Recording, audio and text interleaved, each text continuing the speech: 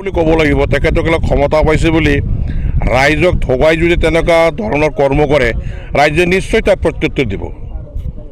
মইতো স্পষ্ট ক'ব নোৱাৰিম। এতিয়া হাইকোৰ্টে ষ্টে অৰ্ডাৰ দিছে বুলি আমি শুনা পাইছোঁ, কিন্তু এতিয়া কি ধৰণৰ কি পৰ্যায়ত দিছে এইটো ক'ব নোৱাৰোঁ। এইটো এতিয়াই তাৰ প্ৰতিক্ৰিয়া মই এতিয়া নিদিওঁ।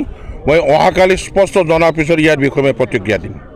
আজি আমাৰ গোটেই আমাৰ 1 নং কোকৰাঝাৰ লোকসভা সমষ্টিৰ অন্তৰ্গত 26টা আমাৰ ব্লক কমিটি আছে।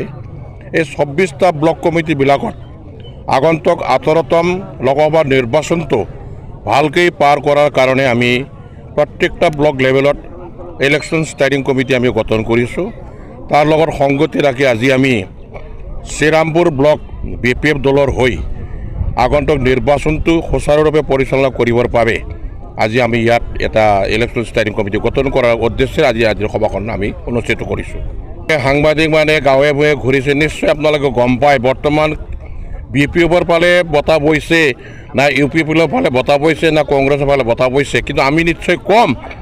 এতিয়া মানুহ আমনি লাগি গৈছে, ৰখি ৰখি পেলাই মানুহ বহুত আমনি লাগি গৈছে। এতিয়া যেনেকুৱা ধৰণৰ বাতাবৰণ দেখা যায় সকলো ঠাইতে শুনা যায় BPFৰ ফালে বঁটাটো ভাল হৈ আছে।